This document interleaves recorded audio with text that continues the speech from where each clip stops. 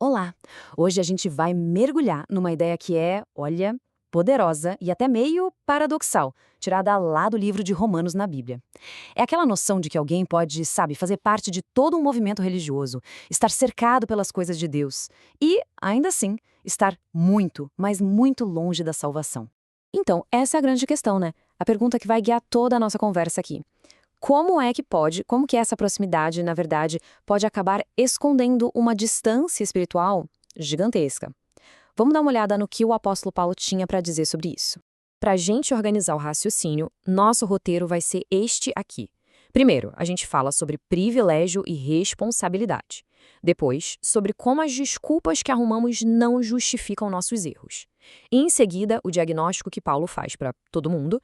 E por fim, claro, a única solução que ele apresenta. Beleza, antes de mais nada, vamos definir uns termos aqui. Para entender o argumento todo, a gente precisa ter em mente essas três palavras. Privilégio, pensa nisso como um presente, não algo que a gente mereceu. Responsabilidade, é o que a gente faz com esse presente. E humildade, que é basicamente a postura certa para lidar com os dois.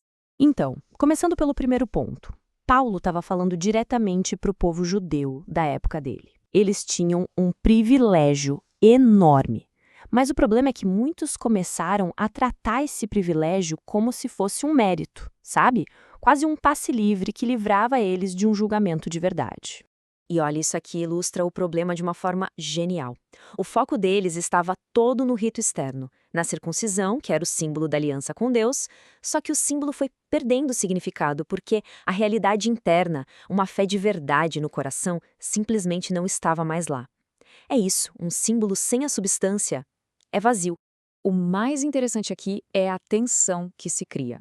Mesmo com toda a infidelidade do povo, que deveria ser o guardião da aliança, Paulo deixa muito claro que a falha humana não bagunça o plano de Deus.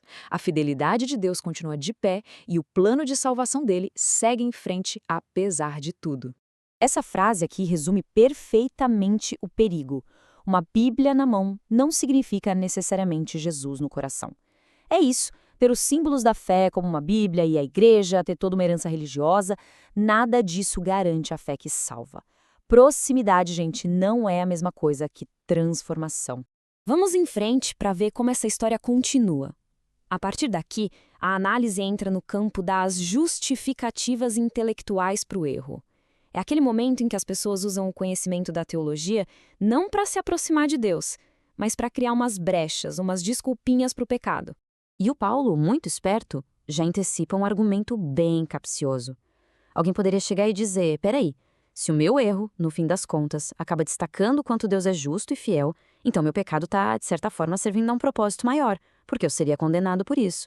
É uma distorção bem perigosa da verdade, né? E a resposta de Paulo é, pá, direta. Ele diz que esse tipo de lógica é condenável. Mas por quê? Porque trata Deus e a sua verdade sem o menor temor, sem reverência. É uma tentativa de manipular a graça de Deus e transformar ela numa licença para errar. Então o ponto central é, os paradoxos da fé exigem humildade, não arrogância. Beleza. Depois de desmontar essa falsa segurança do privilégio e todas essas desculpas intelectuais, Paulo nos coloca contra a parede. Ele arranca todas as máscaras e mostra a condição humana como ela é, de verdade, colocando todo mundo, seja religioso ou não, no mesmo barco. E para provar o que ele está dizendo, Paulo não fala porque eu acho não. Ele vai direto nas escrituras. E a primeira citação é esmagadora. Não há um justo, nenhum sequer. Ou seja, ninguém, sem nenhuma exceção, consegue atingir o padrão de justiça de Deus por conta própria. E ele continua aprofundando ainda mais o diagnóstico. A condição humana, quando deixada por si só, não busca Deus naturalmente. A nossa inclinação é para longe dele e não na direção dele. E o veredito final é esse.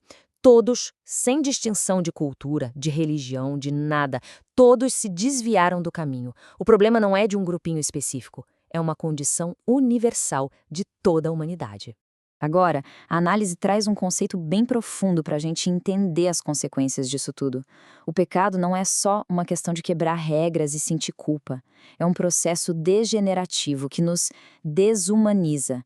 Ele nos torna menos do que fomos criados para ser, porque distorce a imagem de Deus em nós. E essa desumanização não é algo abstrato, não. Ela aparece de formas bem concretas, como o próprio Paulo descreve, na maneira como a gente fala, com engano, com amargura, na forma como a gente age, com violência, e na nossa total incapacidade de encontrar o verdadeiro caminho da paz. Ufa! Depois de um diagnóstico tão pesado, tão universal, a análise finalmente vira a chave para a esperança. Porque se o problema é universal, a solução também tem que ser. E essa solução não é só tentar ser uma pessoa melhor, não. É algo completamente diferente. E o ponto crucial é este aqui. O Evangelho é muito mais do que um simples perdão legal. É, na verdade, um processo de restauração da nossa humanidade perdida. E isso só é possível através de Jesus, que é o modelo do ser humano perfeito, aquele que interrompe esse processo de desumanização. E o caminho para essa restauração é apresentado em passos bem claros. Primeiro, reconhecer com honestidade essa nossa condição. Segundo, se arrepender de verdade, que significa mudar de direção. E terceiro, crer em Jesus Cristo como o único que pode salvar e restaurar. Olha, essa tabela resume a ideia central de toda a nossa conversa. Existe uma diferença gigantesca entre proximidade e pertencimento. É a diferença entre só conhecer sobre Deus e se render a Ele, entre só ouvir a mensagem e realmente, de fato, crer nela. E assim a gente termina onde começou, mas com uma compreensão, eu espero, bem mais profunda. Essa análise de Romanos nos deixa com esta pergunta para refletir. No fim das contas, basta estar perto das coisas de Deus? Ou o que realmente importa é pertencer a Ele? A resposta para essa pergunta, bom, ela muda tudo.